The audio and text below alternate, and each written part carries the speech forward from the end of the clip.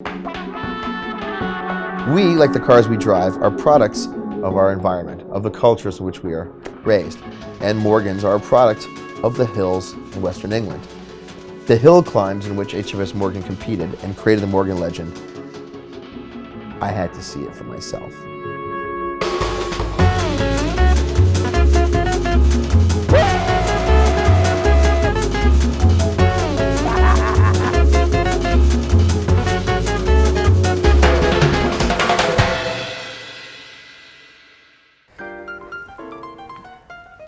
Live and Let Drive is still at its heart a car show, which is why I'm going to wear this, my homemade Morgan driving suit, and take this Morgan three-wheeler on a hill climb, just like H.F.S. Morgan did back in 1909 in the original Morgan three-wheeler.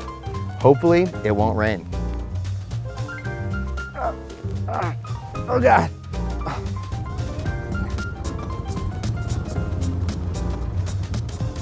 You don't mind if I just scoot past? Thanks so much.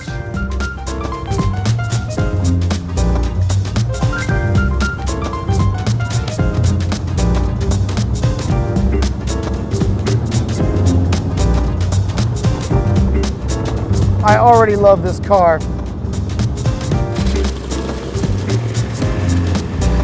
I mean, unless I was on a sport bike, I can't imagine what would be more visceral, more exciting. Or in the case of the lovely woman in the green shirt who just waved at me, would get me more attention. I also can't imagine what other car I could drive while wearing this outfit where I wouldn't look ridiculous. Hey guys. I mean, I'm one block from the Morgan factory. 7 people have waved at me. This car has one more advantage over any other, except maybe a Veyron. It scores a 20 out of 20 red light pull-up, oh my God, I love your car conversation factor. I mean, the grin factor is just off the charts. Oh my God, oh my God. Still in first gear.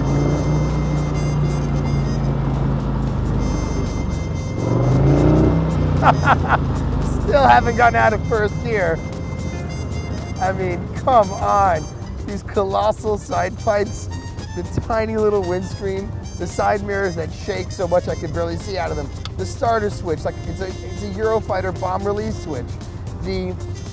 Everything about it is just, I mean, this is what sports cars are supposed to be like. No ABS, no traction control, no stability control. ABS, traction, airbags, fourth wheel, nothing. They mean nothing. Because this experience in a three-wheeler is about driving and nothing else. Just 2 little tires up front, 1 huge tire behind me. I mean, you can't get any closer to real driving. And of course, this is literally a time machine, because this is what it was like to drive cars 100 years ago. Just a lot faster, a lot faster. And we still haven't broken 24 miles an hour.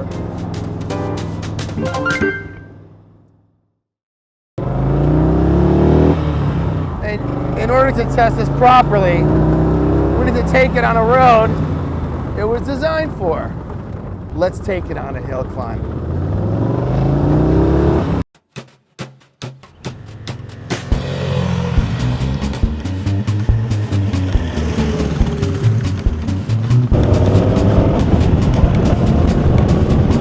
It's like the first time I drove an air-cooled 911.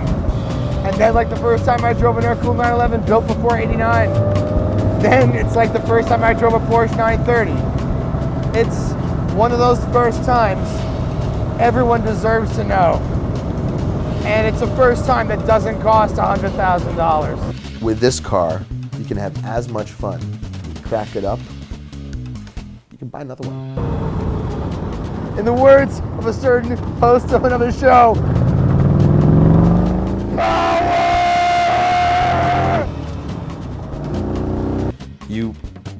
cannot be any happier than I was driving this car today. Let me add my own comments to what it's like to drive a Morgan three-wheeler.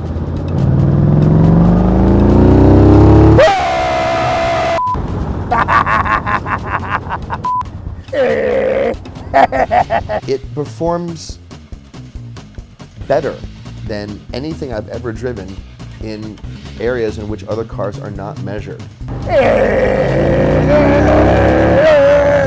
mean, if the only criteria were exhilaration, visibility, noise, and value, the Morgan will never be defeated except by another three-wheeler in the future.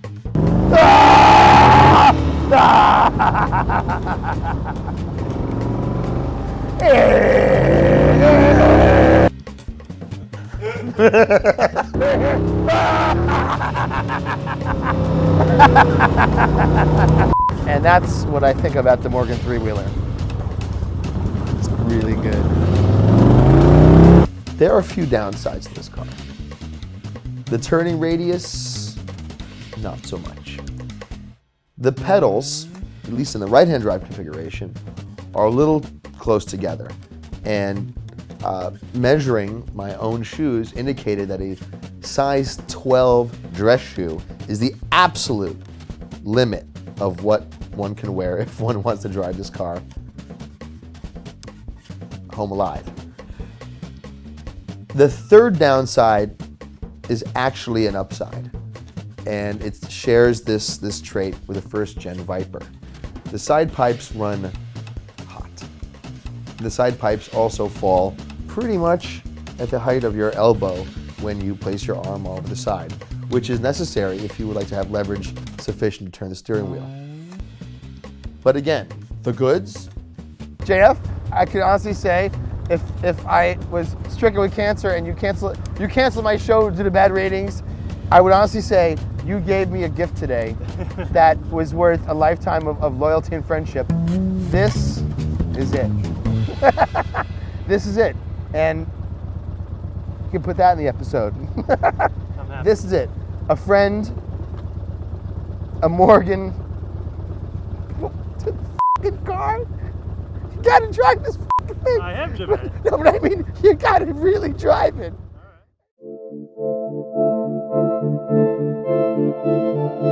My unique ability to see the pieces of mystery fall away before my eyes meant my trip to England had to take me to a place where Viking lore comes to its head. The fabled rocks of Stonehenge. Stonehenge is more than just a World Heritage Site. It's Stonehenge. I mean, Stonehenge. It's the mother of all henges. It's the stoniest of all henges. There is, by the way, an actual Woodhenge. Stonehenge, big sign. Okay. And also look next door, Woodhenge. There are a lot of rules at Stonehenge. Rules such as if the planets are in alignment and the sun casts its rays just so, the unworthy will be cast unto their graves.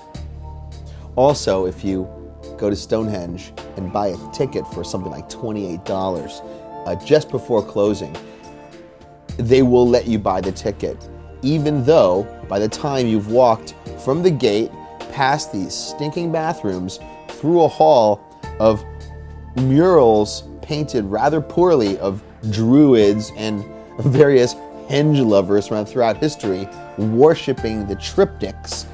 By the time you get through that tunnel and then up the ramp, and designed for people in wheelchairs, up, which the druids didn't have, up the other ramp, at 5:59, a security guard will be standing watching you to make sure you leave by 6. Stonehenge.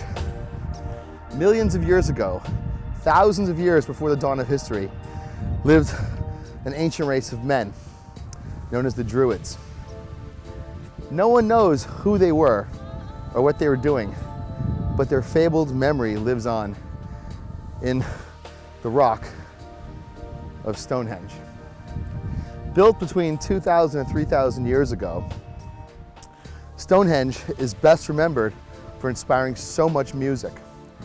And most importantly, in 1984, inspiring the Silver Shamrock Toy Company to steal one of the fabled triptychs, transporting it to Northern California, where they chipped off tiny fragments and placed them into Halloween masks. One of my favorite pastimes as a child was to steal these masks from the Lamston's department store in the Upper East Side, Manhattan, and give them to my best friends. In the days preceding Halloween, they would run commercials for the Silver Shamrock Mask Company. And each night, the children would sing along to their theme. On Halloween night itself, I took great delight in observing my friends, who at this point were about 11 or 12 years old, suffering agonizing deaths as lizards and insects emerged from their eyes and they died in horrible agony. Next episode on Made Up History, we're going to discuss 4 minutes to do this, and they're still doing Woodhenge nearby, which is the exact same structure built of wood. There is one true thing I can say about Stonehenge. The real Stonehenge is actually a very small collection of rocks, which was an early form of a domino play set. But when tourists would come and crowd around it, it became almost impossible to really admire and appreciate the amazing architecture. Let me just finish this thought. And so this replica was built large so more people could enjoy the amazing architectural skills of domino players in ancient times. That's everything I know about Stonehenge. Sure. Yeah. We've closed now, I'm afraid. Closing already? That's perfect, because I just covered the entire history of Stonehenge in less than 2 minutes. I don't think the Druids or the gods or any of the deities ever consented to this. According to the British government and the World Landmark Heritage Association, or whoever the f these people are in charge, Stonehenge closes at 6 o'clock. Yeah, go ahead. You actually need permission to do that, man. Oh, really? Yeah. Even if it's for myself? Doesn't matter, man. Oh, shit. That's a professional camera. Oh, yeah, that's a better camera than this one. It is against the rules of Stonehenge's organizing body to allow anyone to talk about Stonehenge in an inaccurate manner. So I am probably the first man to have been kicked out of Stonehenge. Everyone prior to myself who might have been kicked out was beheaded or tortured or hung from a triptych. So in fact, I was lucky. So instead of spending some time at Stonehenge and casting spells, we had to kill some time before going to France. So I called Mr. Ross. Mr. Ross. Yes, it's Mr. Roy. All right, we're done a little earlier than expected because we were just kicked out of Stonehenge. Apparently, you're not allowed to shoot here without a permit because they are trying to prevent people from saying things that are untrue, which is outrageous because I don't know any true things about Stonehenge at all. Oh, I was hoping you could tell me some more, but okay. Well, would you like to have dinner? Because we could be there in a couple hours. And one of the things we'd like to know, first of all, is if you know the real explanation. We have no connectivity. Why do people drive on the left side in England? Well, can you look it up? I'm curious. Also, I would love the opportunity to drive your BMW Z8. Yes, well, you said I could. Well, that would be nice to do today. How about the Aston Martin? We'll be there in 2 hours. What do you think that's about? So, what have we learned in England? The roads are, I think, as good as or better than American roads. It's an inefficient way of getting around. There are very few motorways when Okay. when you compare it to America. All right. Which has its pros and cons. Let me. It makes this country more beautiful to the casual observer. But the con is it takes much longer to get around places. There's more traffic, less slower speeds. So far, from what I've seen, on the whole, the driving experience in England is superior to the United States. Okay, there's no way around it. And anyone in England who complains about too many speed cameras hasn't spent enough time in the United States. It's the difference between muggers holding up signs saying "walk past me and I'll mug you," versus an ambush of snipers waiting for you anywhere you go. And the driving experience here It's amazing. Point to point, you can drive pretty much as fast as you want because there's not going to be a lot of. It's not true. You can't drive as fast as you want. Really? Well, It's a bold, blatant, bad we statement. drove a lot more at 80, since we've arrived. That's not as than fast we as have. I want. If I want to drive as fast as I want, I'm going to do much faster than Okay, well, let me tell you. Would you rather have signs posted telling you where the traps are? I absolutely agree with you. So it's better than the U.S. We don't have speed cameras in the U.S. except for Arizona, and they're already being taken down because they're not working. Would you rather have speed traps labeled or not labeled? That's it. That's what it comes down to. That does not make for a better driving experience. That makes for a more, I guess you can say, that makes for saving money in speeding incidents. And insurance. And it slows people Okay. down. Would in you rather go to a towns. club where girls held up signs saying STD tested, no condom necessary, or not? But that doesn't. It doesn't improve the experience? That doesn't improve the experience. That's where you and I differ. So a girl with no STDs is better to. yeah. than- It's preferable. No, Well, it's not preferable. That's only one element to the experience. Okay. Alex. Girl looking for your relationship or heifer? Well, you'd like to know, wouldn't you?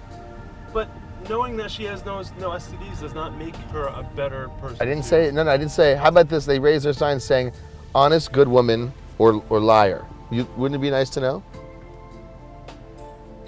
Okay. Basically, you're saying that knowing is not half the battle. You're saying knowing is none of the battle. Look, we have a disagreement here, but there's no doubt that having speed going camera that signs way? posted makes driving more pleasurable. You are horrible. This whole right-hand side of the road thing is horrible for you. It's true. JF, look, Left side of the road. I don't like, I think we should start this topic over. Why? Because from a qualitative standpoint, I think that no one in their right mind would believe that it's good to, I mean, why are there nutritional markings on packages? Because, wait. But having a speed camera sign does not make for a better driving experience. Well, if there's no speed camera sign and you If just blow that's past it, If all you care about is going fast in a straight line and then slowing down before a camera, fine. Yes, I agree with you. To me, I want to drive. Driving to me is more than speeding. this is the first time I could ever honestly say I wish I wasn't on this show, so I could go on and as a commenter and say you're retarded.